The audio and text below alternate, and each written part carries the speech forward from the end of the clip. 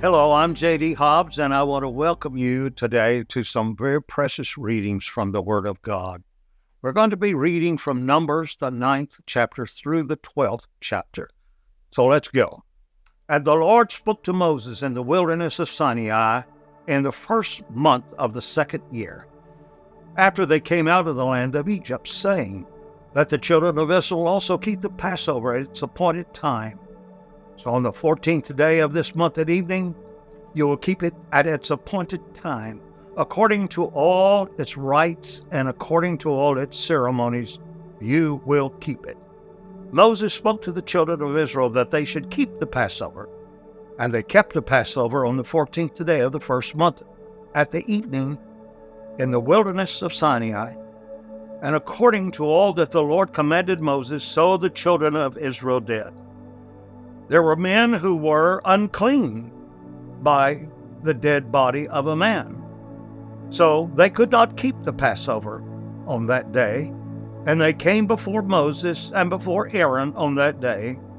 And those men said to him, We are defiled by dead body of a man. Why are we kept back? That we may not offer an offering of the Lord at its appointed time unto the children of Israel. And Moses said to them, Stand still, and I will hear what the Lord will command concerning you. And the Lord spoke to Moses, saying, Speak to the children of Israel, saying, If any man of you or of your posterity is unclean because of a dead body, or is far off on a journey, he will still keep the Passover to the Lord. So on the 14th day of the second month at evening, they will keep it and eat with unleavened bread and bitter herbs. They will leave none of it until the morning, nor break any of its bones. So according to all the ordinances of the Passover, they will keep it. But the man who ceremonially clean and is not on a journey and fails to keep the Passover, even the same person will be cut off from his people, because he did not bring the offering of the Lord at its appointed time, that man will bear his sins. If a stranger will sojourn among you and will keep the Passover to the Lord according to the ordinance of the Passover, and according to the manner of it, so he will do. You will have one ordinance both of the resident alien and for the natural-born citizen of the land. On the day that the tabernacle was erected, the cloud covered the tabernacle, the tent of the testimony, and at the evening there was over the tabernacle the appearance of fire until the morning. So it was always, the cloud covered it by day and the appearance of fire by night. When the cloud was lifted up from over the tabernacle, then after the children of Israel journeyed, and in the place where the cloud settled, there the children of Israel camped. At the commandment of the Lord, the children of Israel journeyed, and at the commandment of the Lord, they camped. As long as the cloud dwelt over the tabernacle, they camped.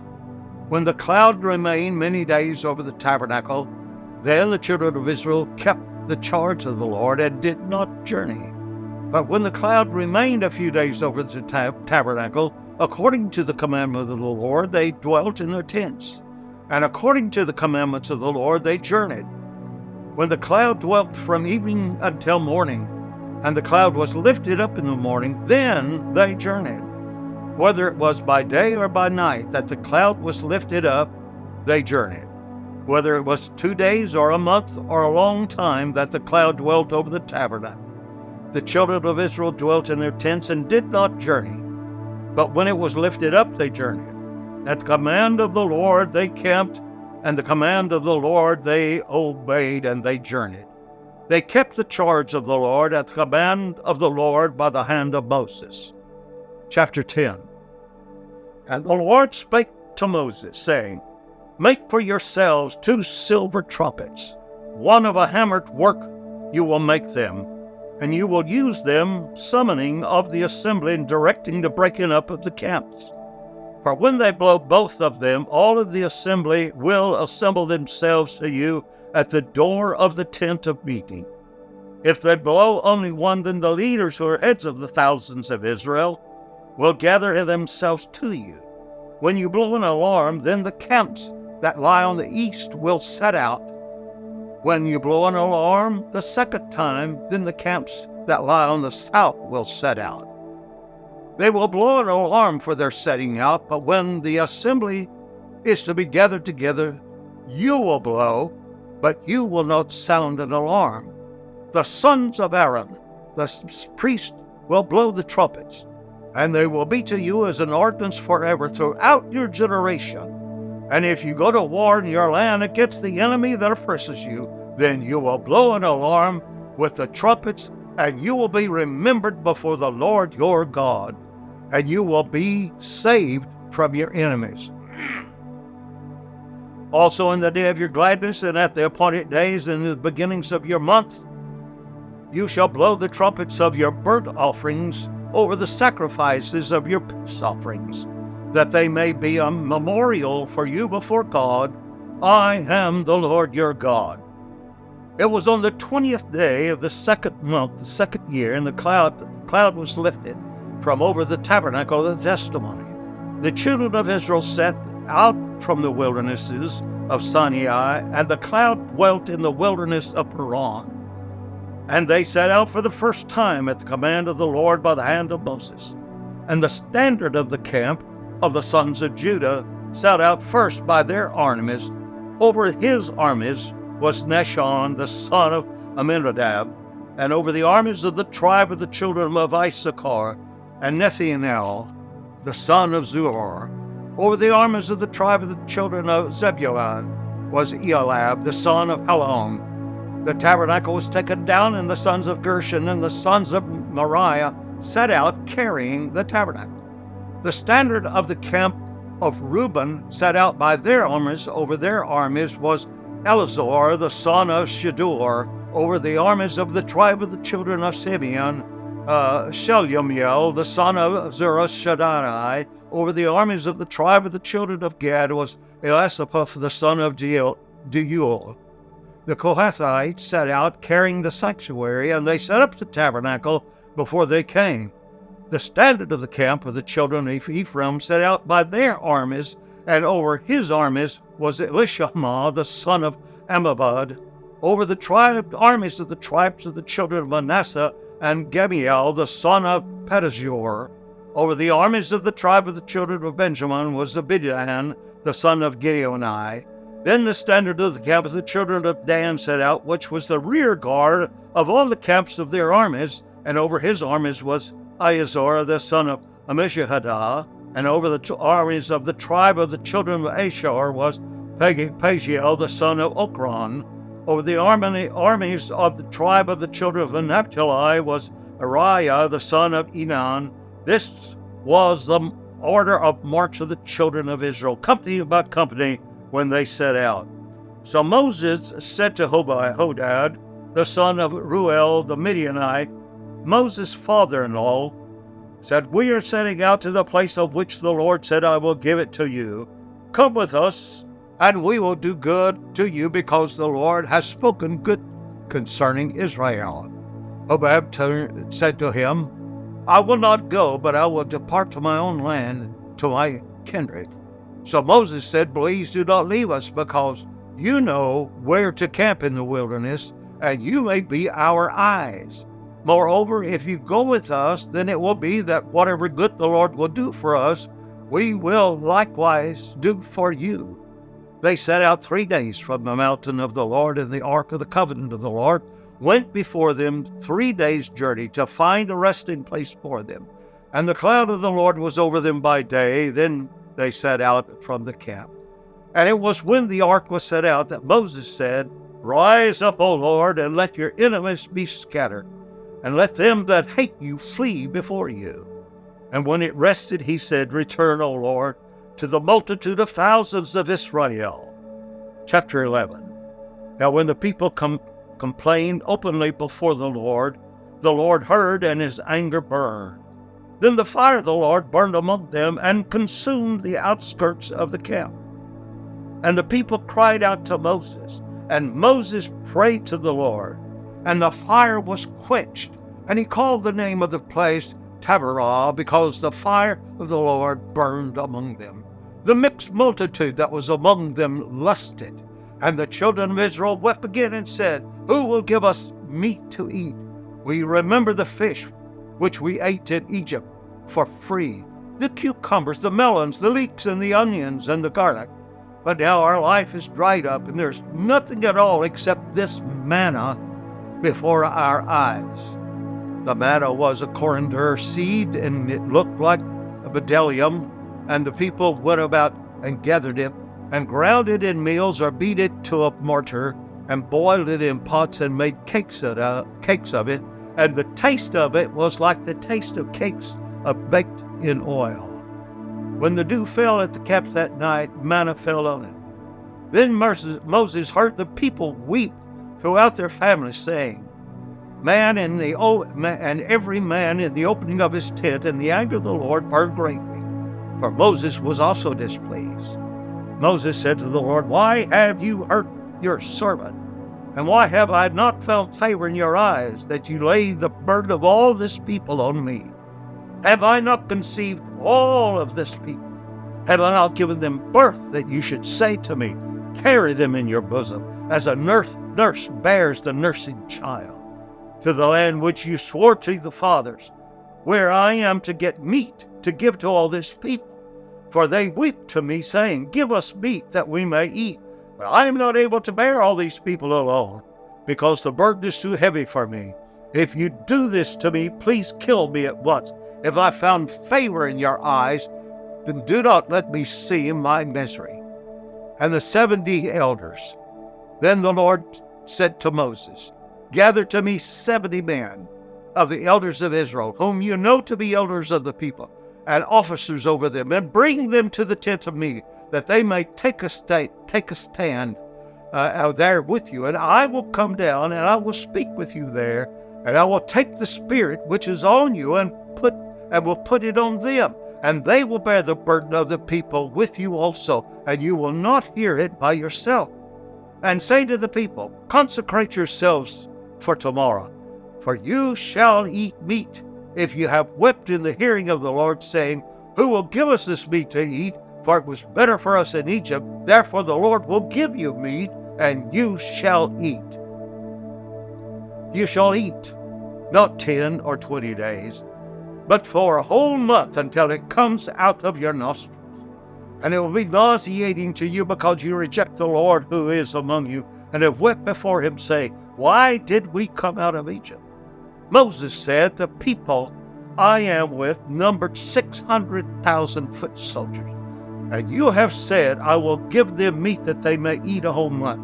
Will the flocks and the herds be slaughtered for them, to satisfy them? Or will all the fish of the sea be gathered together for them, to satisfy them? And the Lord said to Moses, It is the hand of the Lord shortened. Now you will see, my word will you to you or not. Moses went out, and he spoke to the people with the words of the Lord, and gathered the 70 men of the elders of the people, and set them around the tabernacle. And the Lord came down, and in a cloud spoke to him, and took the Spirit that was on him, and gave it to the 70 elders. And when the Spirit of the Lord rested upon them, they prophesied, but did not do it again. But 2 men remained in the camp. The name of one was Eldad, and the name of the other was Medad. And the Spirit rested upon them. They were among those listed, but they had not gone out of the tent. And so they prophesied in the camp. And a young man ran and told Moses and said, Eldad and Medad prophesied in the camp. Then Joshua, the son of Nun, the assistant of Moses, from his youth, answered and said, My Lord Moses forbid them. And Moses said to him, Are you jealous for my sake, or that all the people of the Lord were prophets, and the Lord would put his Spirit upon them? And Moses returned to the camp, he and the elders of Israel. Now, a wind from the Lord started up, and it swept quail from the sea and let it fall beside the camp, about a day's journey on this side and a day's journey on the other side, and around the camp and about the 2 cubits above the ground. And the people stayed up all the day, all the night, and all the next day, gathering the quail, which numbered about 2 feet deep or 3 feet deep.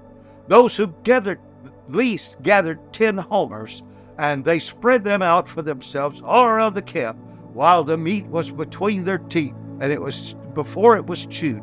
The anger of the Lord burned against the people, and the Lord struck the people with a very great slaughter. And he called the name of the place Healbroth and Hadavah, because they buried people who had the craving. The people journeyed from Kidroth and Hatavah to Azaroth, and they camped at Hazeroth. Chapter 12. And Miriam and Moses spoke against Moses because of the Cushite woman whom he married. For who he had married a Cushite woman, they said, has the Lord spoken only by Moses? Has he not spoken also by us? And the Lord heard it. Now the man Moses was very humble, more than all the men on the face of the earth. And the Lord spoke at once to Moses and to Aaron, to Miriam, come out, you there, you 3, to the tent of the meeting. And those 3 came out. The Lord came down in a pillar of fire and stood at the opening of the tabernacle and called Aaron and Miriam, and they both came forward. And he said, hear now my word. If there is a prophet among you, I, the Lord, will make myself known to him in a vision, and I will speak to him in a dream. Not so with my servant Moses, for he is entrusted with all my house. Face to face I speak with him clearly. Not in riddles, and in the likeness of the Lord will he behold. Then why were you not afraid to speak against my servant, against Moses? And the anger of the Lord burned against them, and he set out when the cloud went away from the tabernacle. And Miriam came leprous as snow, and Aaron turned toward Miriam and saw that she was leprous. And Aaron said to Moses, alas, my Lord, do not lay the sin on us, which we have done foolishly, and which we have sinned. Do not let her, Miriam, be as the dead. And when he goes out of his mother's womb, half his flesh is eating. And Moses cried out to the Lord, saying, O God, heal her, I pray. But the Lord said to Moses, if her father had but spit in her face, would she not be ashamed 7 days? Let her be shut out of the camp 7 days, and afterwards she may be received again.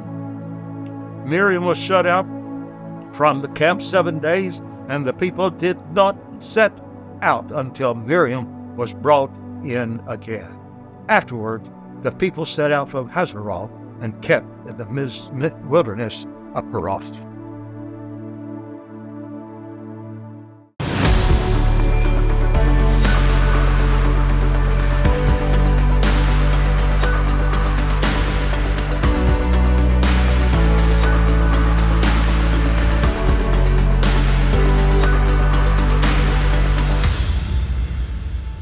Hello, and welcome to Fear into Faith, Global Bible Revival, where we are on a mission to get 1 million people to read the Word of God cover to cover for themselves.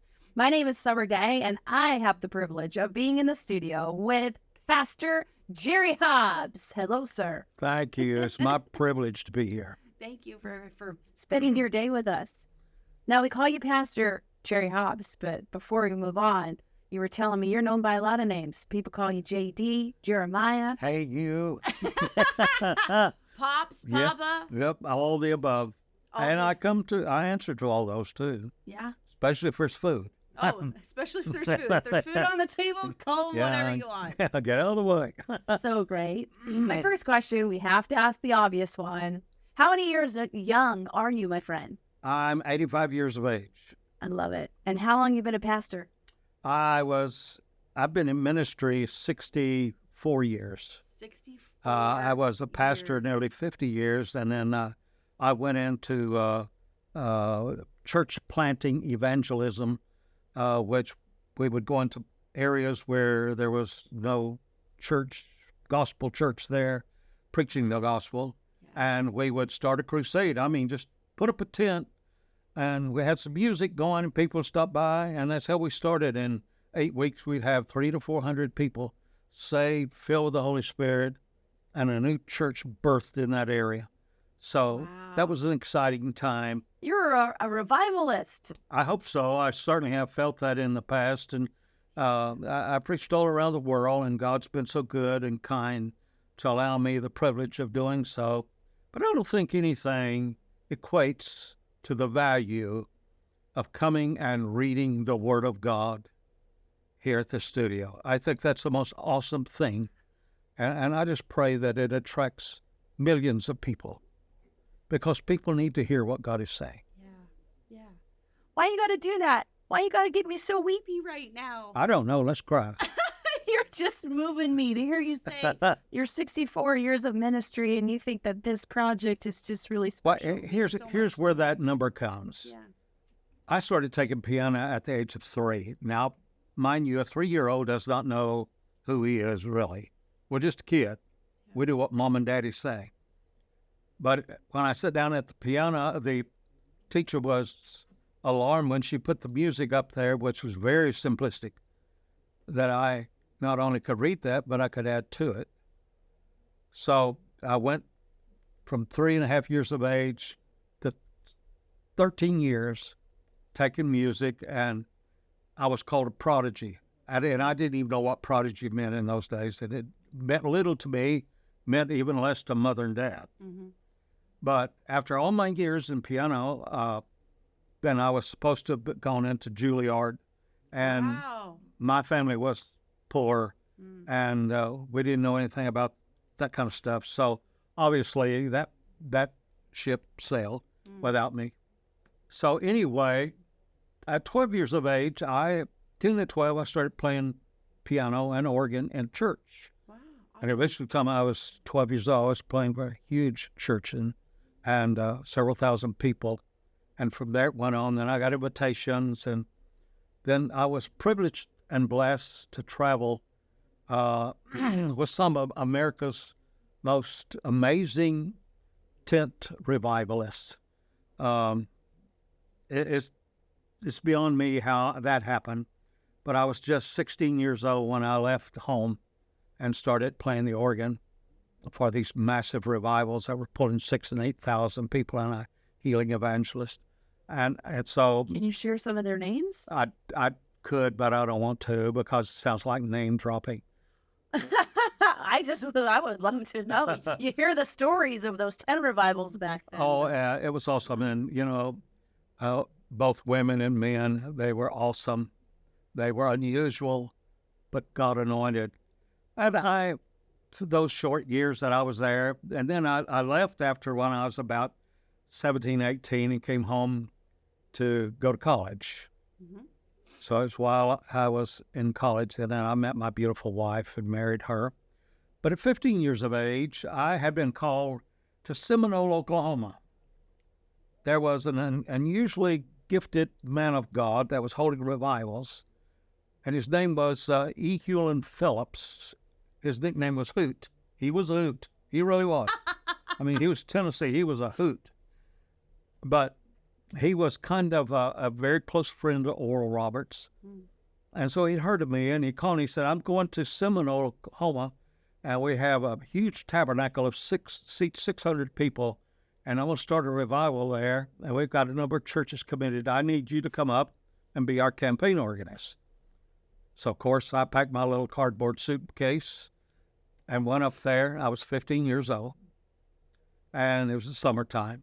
And sure enough, that old tabernacle was there, and it was a relic, I'm telling you. It dated back probably to the late 1800s. Yeah. So the revival was going fairly well, but then on Friday, Thursday night, he got up and said, tomorrow's Friday, tomorrow night at the service, you either come prepared to spend the rest of the night till 6 o'clock Saturday morning, or you could go home after the service, whichever. It's an all-night prayer meeting. Now, I've never been to an all-night prayer meeting, but I got to tell you, it's kind of scary. I thought about my bed, I I thought about getting to mix up with the youth that were in there, and they kind of took me on, Wow, so I was kind of happy about that, but all night prayer meeting, I thought, if we're going to pray all night, they don't need an organist, right? So after the service, he had really dwelt upon that, and after the service, he came up and said to me, and you will be here all night to play the organ. Oh my God. Well, I don't know if you've ever sat on a piano bench or an organ bench all night. I never But it's have. like somebody's beat you in the back with a baseball bat. Yeah, You I hurt, bet. you're in pain. Wow. So anyway, Friday night, at the end of the service, the people that left. About, I'd say 150 people stayed. Now, maybe a little more, maybe a little less. I don't know, somewhere around 150, 200 people. And so we got started in the service. People started praying. They walk up and down the aisles, and they said, and they're mostly older people, because older people, they don't get to do anything on Saturday anyway, so it doesn't matter. Yeah. And don't take much sleep when you get that age. So anyway, it was a great evening.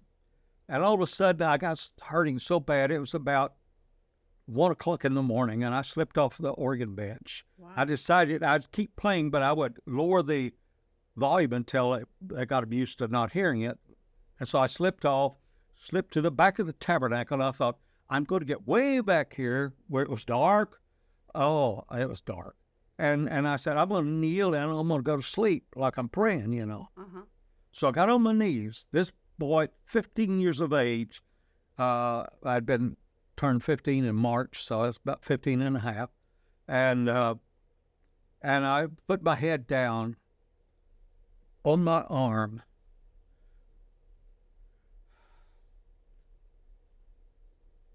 When something transpired, Wow. it was beyond words. I heard a voice. I heard a voice saying, I need you. So I said, did you hear God? I don't know. It could have This been is anything. like the most horrible part to have to pause you, but I do. So hold that thought. Okay. It's so good, but we have Okay. to take a Hold that. commercial break. Oh my goodness. We'll be right back after this. Welcome back. I have to apologize. That was the most non-ideal time to take a break.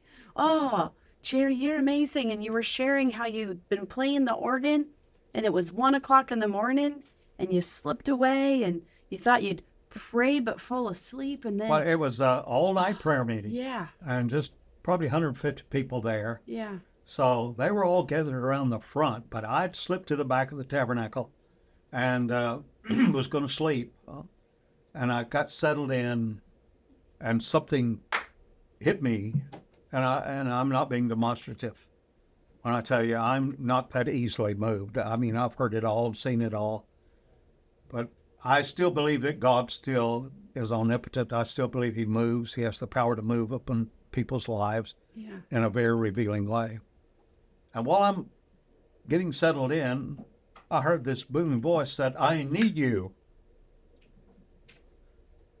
I bolted up. When I did, I felt the Spirit of God came upon me in such an unusual way, unreal way. I've been raised in a church, the full gospel church. I've seen this. I've never been a participant in it. And all of a sudden, there's like God broke my heart into a million pieces. You can check out the rest of this interview right here or by going to BibleRevival.tv. And if this show has blessed you, you can help us bless others by partnering with us for as little as $20 a month and help us to expand the reach of this show. We'd also like to invite you to join our Kingdom Discipleship Program, where you have an opportunity to get on weekly Bible Zoom calls with us and people around the world to deep dive into His Word. And you can check all that out at BibleRevival.tv. I'll see you next time, my friend.